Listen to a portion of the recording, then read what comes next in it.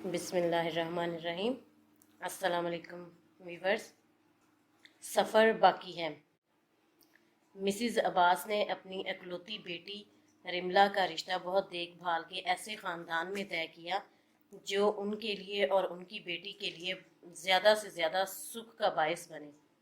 वैसे तो हर माँ बाप की यही ख्वाहिश होती है कि उनकी बेटी अपने घर में खुश रहे, मगर रिमला के साथ मामला कुछ और था।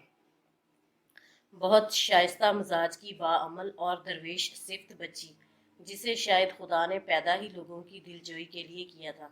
अपने से छोटों में मकबूल थी और अपने से बड़ों में महबूब। बच्चे उससे प्यार करते और बड़े उसका इंतज़ार। एक दबी दबी सी मुस्कुराहट थी जो उसके होंठों पर तोहफा बन के साथ रहती।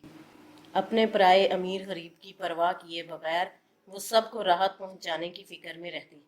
और तो और काम वाली मासी को थोड़ा सा काम ज्यादा करना पड़ जाता तो वो उनके साथ मदद के लिए कमर कस लेती। अल्लाह ने दिल अच्छा बनाया था तो दिमाग उम्दा, अच्छी सोच, अच्छा अमल। कभी कभी तो दिल चाहता उसका नाम अच्छी बेगम होना चाहिए। मिसेज अब्बास तबसरा करती। ऐसी औलाद के लिए सिर्फ मालदार लोगों का रिश्ता नहीं, दिल के अमीर होना भी ज़रूरी है। बड़े अरसे तक की तगदो के बाद रिश्ता तय हुआ। बेगम जुनेद असलम एक मिलाद की महफिल में मिली तो मिसिज अब्बास उनकी गर्विदा हो गई। फ़ोन नंबरों के तबादले हुए, मुस्कुराहटों का तबादला तो लाजमी शर्त है। आने जाने के वादे वईद लिए। दो एक मुलाकातों में पता चला कि उनको तो बस कुदरत ने इकट्ठा किया है। मिसिज जुनेद अपने इकलौते बेटे की रिश्ते की तलाश में बहुत अरसा से सरगर्दा हैं। उनके पायलट बेटे के लिए रिश्तों की लंबी लाइन है। Doctor, engineer, lecturer, bank manager समेत दर्जनों लड़कियों के वालिदैन राब्ते में हैं, मगर गोहरे मतलूब नहीं मिल रहा है। धक धक करते दिल के साथ मिसिज अब्बास ने पूछा, भाभी आपको कैसी बहू चाहिए? मेरे बेटे को मुखलिस, बेलोस, ज़माने की रियाकारियों से कोसों मील दूर पढ़ी लिखी लड़की चाहिए जो दीन और दुनिया दोनों के बारे में इल्म रखती हो। घराना और शक्लो सूरत तो बात की बात है, असल में मेरा जहन ज़रा हट के बना है। सारे जहाँ का दर्द हमारे जिगर में है का अमली शाहकार। मिसिज जुनैद ने बेटे की मोहब्बत में पूर पूर भीगी हुई थी। ये सारी सिफात अगर किसी लड़की में हो, खुश शक्ल भी हो, घराना भी अच्छा हो, लड़की पढ़ी लिखी हो और साथ में दीनी तालीम भी हासिल कर रही हो। मिसिज अब्बास ने बात अधूरी छोड़ी। बताइए प्लीज़ भाभी, ज़रूर बताइए, मिसिज जुनैद बेताबी से बोली। मैं इसलिए नहीं बताऊंगी कि रिमला मेरी बेटी है। हर माँ को सारी दुनिया के हुनर और सिफात रिश्ता तय करते वक्त अपनी औलाद में नज़र आते हैं। मैं आपको मशवरा दूंगी, आप मेरे रिश्तेदारों से, इसकी कुलीग्स से, मेरे पड़ोसियों से मालूमात लें। उन्होंने अगर तस्दीक की तो मुझे रिश्ता तय करने में पल भर की मोहलत नहीं चाहिए होगी, उन्होंने कहा। मिसिज जुनैद रिमला को देख चुकी थी। उसके असातिज़ा और उसकी सहेलियों से उसके बारे में पूछा तो जवाब में वो खूबियाँ भी सामने आईं जो माँ ने नहीं बताई थीं। 2 अढ़ाई हफ्तों के अंदर रिश्ता भी तय हो गया। दोनों घरानों में आमदोरफ्त का सिलसिला भी शुरू हो गया। दोनों तरफ से हल्की फुल्की रस्म अदा करके रिश्ता अनाउंस कर दिया गया। अगर रिमला की तारीफ में दुनिया रतबुल लिसान थी तो उसके होने वाले शोहर जैन को भी ये क्रेडिट जाता था कि वो बहुत काबिल फ़ख्र लड़का था। मंगनी के 10-12 दिन बाद रोज़े हो रहे थे। मिसिज जुनैद रिमला को 1-2 मरतबा इशारतन कह चुकी थी कि ईद की शॉपिंग के लिए मैं तुम्हें साथ लेकर जाऊंगी। हर दूसरे दिन दोनों घरानों में मिल बैठने के लिए चाय की दावत होती। बिलाखिर रमज़ान सर पर आ गया। भाई, पहला रोज़ा आप लोगों ने मेरे यहाँ अफ्तार करना है। मिसिज जुनैद असलम ने फ़ोन पर अफ्तारी की दावत दी। खिलाफ तवक्का जवाब में रिमला खामोश रही। अच्छा आंटी, ज़रूर आंटी जैसा कुछ सुनने को नहीं मिला। रिमला, आप खामोश क्यों हो गई भला? कल आप लोगों की इफ्तार पार्टी है हमारे यहाँ, बल्कि आप लोग ज़ोहर के बाद ही आ जाइए, गपशप भी साथ रहेगी। मिसिज जुनैद असलम ने रूटीन में बात की। रिमला आंटी कह के फिर खामोश हो गई। मिसिज जुनैद, चुकन्ना हूँ। रिमला बेटे, मेरा दिल चाहता है रमज़ान का आगाज़ नए रिश्ते की बरकत की दुआ के साथ हो। अफ्तार पार्टी तो एक सवाब का बहाना है। वैसे भी तो हम आप अक्सर चाय इकट्ठे ही पीते हैं।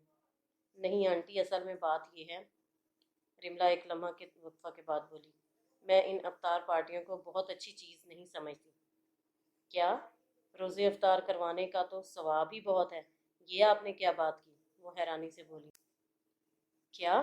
روزے افطار کروانے کا تو ثواب ہی بہت ہے، یہ آپ نے کیا بات کی؟ وہ حیرانی سے بولی۔ اصل میں آنٹی ہم 5,000 روپے کا نوٹ جلا کے چائے بنائیں تو یہ بے وقوفی کی بات ہی ہوگی۔ 5,000 کے نوٹ سے بہت کچھ خریدا جا سکتا ہے۔ اسی طرح روزہ کا بنیادی مقصد ہی باقی 10-11 ماہ کی روٹین کو یکسر بدل لینا ہے۔ جو چولہا چوکا اللہ نے دن میں بند کروایا ہے، افطاری کے نام پر 6 گھنٹے پہلے ہی جلا لیا۔ جس کھانے پینے کی جھنجھٹ سے بچا کے روح کے تزکیہ اور قیام اللیل کے لیے اللہ نے روزہ فرض کیا تھا، اس میں افطار پارٹیوں کے نام پر 15-15 ڈشز بنا لینا، اپنی تمام تر توانائی کو بہترین افطار پارٹی بنا کے کھانے والوں سے داد لینے کے لیے خرچ کرنا، بنی اسرائیل کی ہفتہ کے دن والی ہیرا پھیری نہیں ہے۔ پھر حدیث میں ہم ہمیشہ یہ پڑھتے آئے ہیں کہ رمضان میں نبی اکرم صلی اللہ علیہ وآلہ وسلم تیز آندھی سے زیادہ سخاوت کرتے تھے۔ ہماری ساری سخاوت افطار پارٹیوں پر صرف ہوتی ہے، کیا یہ درست نہیں؟ رملہ بہت سہج سہج کے بول رہی تھی، مبادا نئے نئے رشتہ کو گزند نہ پہنچے۔ لیکن بہانہ ہوتا ہے مل بیٹھنے کا، انہوں نے کمزور سی آواز میں دلیل دی۔ رملہ مسکرائی۔ یہ صرف اللہ سے ملاقات کا مہینہ ہے، ایک ایک لمحہ سے جوہر کشید کرنے کا مہینہ، ناک منہ پیٹ آنکھ شرمگاہ کے روزے کا مہینہ، دن کو بھوکا رہ کے رات کو قیام اللیل کے ذریعہ رب کو راضی کرنے کا مہینہ ہے۔ آنٹی آپ برا نہ مانیں تو ایک بات بتاؤں، میری دوست کے والدین نے افطار پارٹی کی بڑے فخر سے انہوں نے بتایا کہ ہم نے پکوڑے سموسے چھولے دہی بھلے فروٹ چاٹ بریانی قورمہ 2 طرح کے شربت بنائے، ہزاروں کا خرچہ کیا۔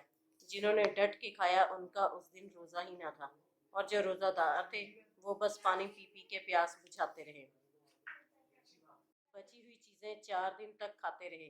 کیا یہ ثواب کا کام ہے؟ اس کے بجائے ہم یہ نہیں کر سکتے کہ افطار پارٹیوں کے بجائے اتنا راشن یا اتنے پیسے غریب نادار لوگوں میں بھجوا دیں جن کی دال روٹی کا سلسلہ بمشکل چل پاتا ہے، ان کو یہ چیزیں فراہم کریں۔ ثواب تو ان کی خوشی سے مشروط ہے جو ان سے سارا سال محروم رہتے ہیں۔ ان لوگوں کو ہی افطار پارٹیوں میں مدعو کرنا جو اپنے قریبی عزیز یا دوست ہوں اچھا لگتا ہے، واقعی دل چاہتا ہے، لیکن آنٹی دن کی عبادت بھی افطار پارٹی کی تیاری میں ضائع ہو جاتی ہے۔ رات کو تراویح تو کیا نماز کی بھی ہمت نہیں رہتی۔ رملہ اب چپ ہو گئی۔ کہتی تو کسی حد تک ٹھیک ہو، مگر پچھلے سال بہت سے ایسے لوگ تھے جنہوں نے ہماری افطاری کی، اس مرتبہ ہمارا ارادہ تھا ان کی کروائیں گے، ساتھ میں آپ لوگ بھی شامل ہو جاتے، مسز جنید نے وضاحت کی۔ دیکھا آپ نے آنٹی، آپ کے سوال میں ہی جواب موجود ہے۔ ہم لوگ افطاری اس لیے کرواتے ہیں کہ انہوں نے ہماری کی تھی، اس کا مطلب ہے افطاری لوگوں کے لیے کی جاتی ہے، ادلا بدلا ہے، یہ ثواب تو نہیں۔ ثواب تو تب ہوگا جب آپ ان کی افطاری کا سامان کریں جو آپ کو کروا نہیں سکتے، کہ وہ اپنی روزہ کشائی کی بھی توفیق نہیں پاتے۔ رملہ مسکرائی۔ اور پھر یہ بھی کہ ان کی افطاری میں پکوڑے سموسے تھے، ہمارے ہاں دہی بھلے اور آلو چھولے ہوں، ان کے ہاں قورمہ تھا، ہمارے ہاں چکن کڑھائی۔ یا اللہ، یہ رمضان کو ہم نے نیکیوں میں آگے نکل جانے کی بجائے افطار پارٹیوں میں آگے نکل جانے کا ذریعہ کیوں بنا لیا؟ کیا رسول اللہ صلی اللہ علیہ وآلہ وسلم یا صحابہ کرام سے ایسی افطاریوں کا پتہ ملتا ہے؟ یا دن رات قرآن پڑھنے، قرآن سننے اور سنانے کی روایت بکثرت موجود ہے یہاں۔ جبرائیل امین رمضان میں ہر سال قرآن سناتے بھی تھے اور سنتے بھی تھے۔ آپ اور ہم یوں ہی کریں گے، ایک دوسرے کو قرآن سنائیں، قرآن سنیں، اسی کی باتیں کریں، یہاں تک کہ دل اپنا قیمتی دل جو دنیا کی چیزوں پر سارا سال مہک مہک جاتا ہے اس ماہ قرآن کو دے دیں۔ دل قرآن کو دے دیں، مسز جنید سرگوشی کے عالم میں بولی۔ جی آنٹی، یہ قرآن روح الامین نے اللہ کے حکم سے آپ کے دل پر نازل کیا تھا۔ دل تو ہم رمضان میں افطار پارٹیوں چاند رات کی خریداری کو دے دیتے ہیں، رمضان کی برکات پھر کہاں سے ملیں گی؟ واہ، انہوں نے بات کا لطف لیا، یہ تو بہت نئی بات بتائی۔ چلو اب فوری تیار ہو جاؤ، آج ہی عید کی خریداری کر کے فارغ ہو جائیں تاکہ رمضان کے چاند سے پہلے پہلے دل کو دنیا داری سے فارغ کر لیں۔ مسز جنید خوشی سے بولی۔ رملہ کے روئیں روئیں سے دعائیں نکل رہی تھیں۔ شکر ہے اللہ نے اسے بات کہنے کی اور مسز جنید کو بات کی تہہ تک پہنچنے کی توفیق دی۔ اگر وہ اپنی بات پر اڑ جاتی تو وہ کیا کر سکتی تھی؟ کچھ بھی نہیں سوائے افسوس کے۔ دوسری طرف سیل فون بند کرتے ہوئے مسز جنید اسلم نے دل میں سوچا، ایک بات تو رملا نے کی ہی نہیں، جو ان کا بھی تجربہ ہے۔ ہر سال جب بھی وہ افطاری کا اہتمام کرتی تھی تو سارا دن قرآن کھولنے کی اور افطاری کے بعد نماز کی توفیق بس جلدی جلدی فرض نماز تک رہ جاتی تھی۔ عشاء کی نماز یا تراویح کا تو سوال ہی پیدا نہیں ہوتا تھا، اور ایک مرتبہ تو اگلی سحری کے وقت آنکھ ہی نہیں کھل سکی تھی۔